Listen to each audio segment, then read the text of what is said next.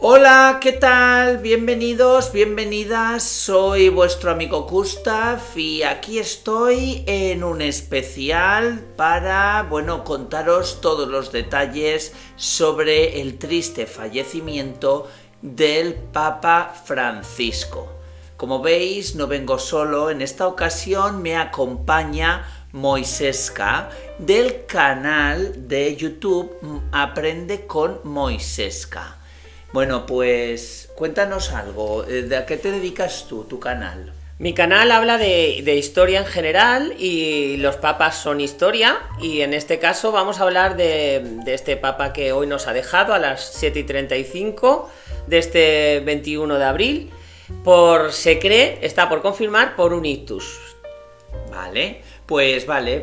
Os voy a dejar abajo en los comentarios el enlace al canal de Aprende con Moiseska, que como bien os acaba de decir él, habla sobre temas de la historia y la verdad es que son unos vídeos muy interesantes, por si os gustan, para que los veáis también y os entretengáis.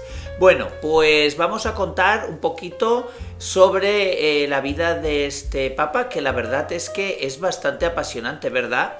Tiene una vida muy interesante. En realidad, casi todos los papas, como han vivido tanto antes de llegar a ser papas, pues suelen tener vidas interesantes. Pero en el caso de este, es especialmente interesante porque es el primer papa latinoamericano que llegó al papado, que ya tocaba. Pues sí. Es un papa que ha estado 12 años en el trono de San Pedro desde el 13 de marzo del 2013. Pero una de las cosas que más me interesa de este hombre es que debería de haber sido papa cuando fue Benedicto declarado 16. papa, que fue el 19 de abril del 2005. Resulta que en ese momento él era uno de los favoritos junto a Benedicto. Sí. Y Benedicto, que tenía mucha mano, pues fue acotando la cosa hasta que al final estaban ellos dos. Resulta que esto se sabe de extranjis, porque como bien sabéis, no se puede saber qué es lo que pasa en un cónclave. Pero al final somos humanos, incluidos los curas y todo el mundo que estaba allí, y algo se ha sabido. Bueno, pues al final la cosa parece que iba a estar entre los dos. Y fue Benedicto el que salió porque Francisco se retiró. Ajá. Parece ser que dijo que él no quería, que no se veía como papa y que no quería ser papa. Entonces, cuando Benedicto renuncia al trono por todos los problemas que le han pasado, él ya no se consideraba como candidato porque era una persona mayor. Os recuerdo que llegó al trono de San Pedro con 76 años y este hombre no se había jubilado prácticamente, porque los obispos se jubilan con 75 años y él llegó al trono con 76, con lo cual ya era una persona muy anciana. Sí. Y se considera que estos papas que salen con esa edad son papas que son de transición, que no pueden hacer grandes reformas, que de vez en cuando, como con Juan XXIII, se llevan un susto. Claro, hombre, Juan XXIII, que yo creo que fue uno de los mejores papas del siglo XX. Pues sí, pero me refiero que fue papa mucho más joven y por eso también estuvo muchos más años, ¿no? Sí, pero se consideraba que ya era un papa mayor. ¿Ah, sí? Sí. En esa época. Pero es que claro, ahora sabes lo que pasa, que con todo esto de la medicina y de todo, pues lo que antes era mayor, ahora son jovenzuelos. De hecho, lo pusieron porque consideraban que iba a ser un papa de transición, que no les iba a dar guerra, y se llevaron un susto. A veces el señor hace las cosas con cabeza. Con cabeza. Hombre, la verdad es que considero que este papa, pues es un papa que hace honor un poco a sus orígenes y a lo que de donde él viene, porque... ¿Y de dónde viene? ¿Lo sabes? Pues sí, lo sé. Él es jesuita. Eso también es uno de los hitos de este papa, Sí, porque sí. no había habido tampoco ningún papa jesuita. Con lo cual ya tenemos dos, el primer latinoamericano y el primer jesuita. ¿Y qué tienen los jesuitas como regla base? Pues ayudar al prójimo, ¿no? Y austeridad. Y Son muy austeros. Sí. Y este papa, incluso siendo papa, lo llevó a rajatabla. Y de hecho se negó a vivir donde vivían los papas. Estaba viviendo en la residencia San Marcos, creo que se llamaba. Santa Marta. Y él es, en ese sentido, toda su vida ha llevado esta doctrina de los jesuitas muy dentro de sí, incluso cuando ha llegado al Vaticano. Déjame que te haga un pequeño inciso aquí, que yo puedo contaros una anécdota, que cuando en el 2012 nombraron a este papa, a Francisco, pues yo, sabéis que soy maestro, soy docente, pues justamente ese curso yo estaba trabajando en un colegio jesuita de la Compañía de Jesús. Y nada, pues me acuerdo que cuando estábamos allí, de repente salió el nombre de Gregorio es, bueno sí, el nombre que tiene que yo no me lo sé decir muy bien. Vale, pues todo el mundo estaba encantado y estábamos allí como de celebraciones en el colegio. Y nada, la verdad es que recuerdo que fue un año muy bonito en ese colegio y sobre todo por eso, porque estuvimos celebrando que eligieron al Papa Francisco. Y bueno, cuéntanos un poquito de antes de que él fuese papa. Bueno, os aconsejo una película que hay en Netflix, Sí. que es Los dos papas, que sale Benedicto y sale él, donde ahí vemos retazos de su vida absolutamente apasionante. Él es argentino, se mete por vocación a cura y va ascendiendo poco a poco. Cuando está en un momento muy bueno, ¿qué es lo que ocurre en Argentina? La dictadura de los coroneles. Para aquellos que no sois latinoamericanos y que no conocéis la historia de Argentina, fue una dictadura brutal donde hubo muchísimos asesinatos y muchísimas barbaridades. Él ya era alguien importante en el clero y tenía amigos que se van a enfrentar directamente a los generales, pero él se va a poner de perfil y esto va a tener graves consecuencias en su futuro, pero también le va a permitir hacer cosas por detrás que los generales le van a dejar hacer como entre comillas, y le va a permitir salvar a más de una persona que no podría, y a la vez le va a dejar como marcado, porque cuando la dictadura de los coroneles acaba a finales de los 70, se encuentra con que es alguien al que consideran un colaboracionista. Y entonces, ¿qué van a hacer con él? Lo van a mandar al extremo más lejos de Argentina, a una zona bastante pobre, a que haga de cura. ¿Qué es lo que ocurre con este hombre? Que él es jesuita, él es por vocación, ningún problema le supuso eso. Se fue allí y estuvo ejerciendo como alguien del clero de la más base, raso, sin ningún problema. Pero él tenía su formación y era una persona muy preparada, y entonces cuando van pasando los años empieza a volver a Buenos Aires, empieza a hacer sus discursos y sus cosas, y de repente alguien, una vez que ya se ha pasado el post-dictadura, dicen: este hombre vale un montón, ¿qué hacemos teniéndolo allí en un pueblo perdido de la mano de Dios? Y entonces lo vuelven a traer a Buenos Aires. Y otra vez empieza su carrera a despegar y se convierte en obispo. Y en ese momento es cuando él sigue aplicando lo que luego se va a aplicar en su papado. Va a seguir con una vida austera que ya había más, si ya la tenía de principio, después de haber vivido en las zonas más retiradas de Argentina, la tiene muy marcada, y él va a seguir viviendo con el pueblo, bajando con el pueblo, haciendo misas en plazas, pues todo lo que le dignifica y lo que él considera que es por ser alguien entregado a la doctrina del Señor. Pues sí, la verdad es que esto que nos estás contando, Moisesca, me parece una historia apasionante, porque estamos viendo como que ese hombre, bueno, que estuvo quizá relegado ahí a las cosas más bajas, por así decirlo, o sea, como apartado, tal, y después, fíjate que llegó a ser lo más alto que se puede ser en la Iglesia Católica.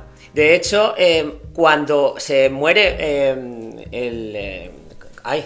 el papa más famoso del siglo XX, Juan Pablo, él era favorito. Él salía en las encuestas y él jamás se consideró que por eso se retiró, porque él consideraba que su manera de actuar pues no lo veía. Hombre, la verdad es que si os dais cuenta, Juan Pablo fue esta es mi opinión, Juan Pablo fue un papa bastante también reformista, y entonces hizo lo que pudo, pero claro, en aquella época no es igual que ahora, fue avanzando la Iglesia poco a poco, y a lo mejor detrás de un papa así, quizá pues por eso a lo mejor también al final quisieron poner a Benedicto, que era un poquito... Tenía un perfil muy diferente, Benedicto. Muy diferente. Yo, en cambio, no soy fan del Papa anterior. De Benedicto. No, del otro. De Juan Pablo. De Juan Pablo II. No soy fan de Juan Pablo II, mucho menos de Benedicto. Pero le reconozco a Benedicto la capacidad de decir: no soy capaz de llevar esto, me he equivocado, alguien tiene que venir, que lo elija el Espíritu Santo, que es lo que se cree que es lo que pasa en un cónclave, y me quito del medio. Eso sí que se lo reconozco. Vale. Bueno, pues dicho esto, ya conocemos un poco sus orígenes. Ahora rápidamente, antes de acabar el vídeo, vamos a ver qué es lo que va a ocurrir a partir de hoy, 21 de abril de 2025, que ha fallecido el Papa Francisco. Bueno, existe la Iglesia Católica, como esto lleva pasando 2000 años, existe un protocolo que también afecta a la ciudad de Roma y al país de Italia, y ese es que a partir de ahora es el entierro. Ahora ya se empieza a mover todo. Lo primero es el funeral, el Papa ahora hay que enterrarlo como corresponde, la gente tiene pues que aparecer allí, la gente que lo adora y pues sí, eso. Sí, lo visten de color rojo.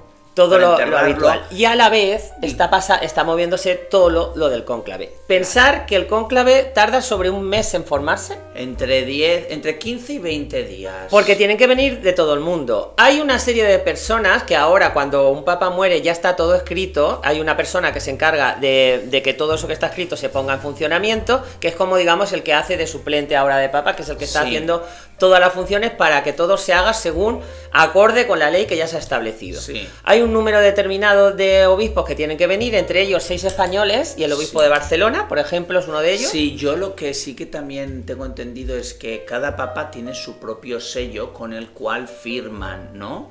Y cosas oficiales. Eso y se en el destruye. momento que hoy mismo Se han destruye. cogido un martillo y lo han destruido para que no haya ninguna falsificación post-mortem. Podríamos hacer vídeos enteros sobre rituales del Vaticano, Pues sí. porque son 2000 años y entonces ha habido muchas cosas que parecen, hoy nos parecerían absurdas, pero que tienen una razón de ser pues muy mira, interesante. pues para este canal, porque esto lo vamos a emitir en el canal 2 de Gustav Televisión, pues oye, si vemos que os gusta, que tiene aceptación este tipo de vídeos, así hablando de cosas de historia, pues de vez en cuando, aparte de la promesa, pues también os podemos subir algún vídeo hablando de cositas de historia. Vosotros lo dejáis abajo en los comentarios. No olvidéis tampoco suscribiros, y de darle al like. Y bueno, ¿qué más querías contarnos? Que esperamos que el nuevo Papa tenga el espíritu reformista de este y su humildad. Eso yo le pido a este Papa, porque al fin y al cabo, cuando las cosas se tuercen en el mundo, el Papa solamente puede ser un bastión de fe. Hemos tenido en el siglo XX papas que lo único que han podido hacer es ser un puñado, el que recoge las lágrimas de los pueblos, de los cristianos, sean cristianos o no.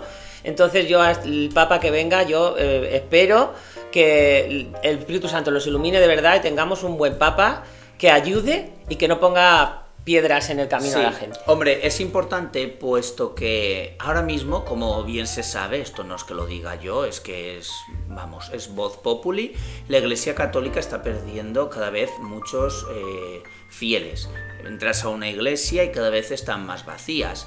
Entonces, gracias a Francisco, ha hecho una buena labor que parece que poco a poco pues está recogiendo otra vez a jóvenes y la cosa parece que se está empezando a abrir. Ha abierto las puertas de la iglesia, ha levantado las alfombras, ha sacado la caspa y parece que con todas esas pequeñas reformas que ha ido haciendo, sobre todo reformas de aceptación de los diferentes y de los allegados a la Iglesia Católica, que a lo mejor pues hay otros sectores que los tienen marginados, y él no, él ha aceptado a todo el mundo como bien haría. Uno de sus lemas Jesús. era: la iglesia no tiene puertas cerradas a nadie. ¿Ves? Pues ese era uno de sus lemas y espero que sea del siguiente. Pues, Gustav, ¿por qué perfil apuestas tú? De nuevo, pues Papa. hombre, yo apostaría lo que estaba diciendo, que sea un mismo perfil como este señor, un perfil más abierto, más para atraer a la gente y no pues todo lo contrario, un perfil conservador y muy de ahora retroceder todo lo que se ha avanzado en la Iglesia Católica, y esto que haga que pues ahuyente a fieles, pues prefiero que no. ¿Nacionalidad? Hombre, nacionalidad a mí me daría igual, la verdad, pero bueno, pues si es español, pues español, y si no, pues de cualquiera de los países. Yo quiero un mexicano. Un mexicano, pues mira. México es uno de los países más importantes de la cristiandad de los católica. países que nos estén viendo.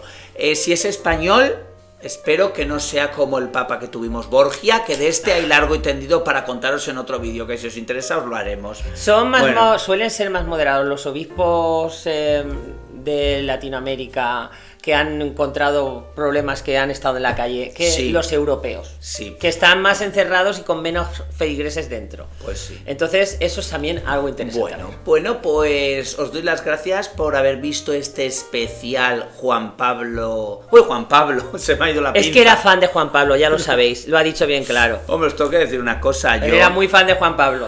Este especial de Francisco, el Papa jesuita que nos ha dejado. Bueno, pues despídete. Un placer estar con vosotros. Esperamos cuando salga el nuevo Papa hacer otro vídeo, mínimo vamos a hacer esos 2, y yo vendré aquí a hablar sobre el nuevo Papa, su vida, obra y milagros, y a ver qué esperamos de él. Vale, y ahora me despido de todos vosotros con un beso apretado.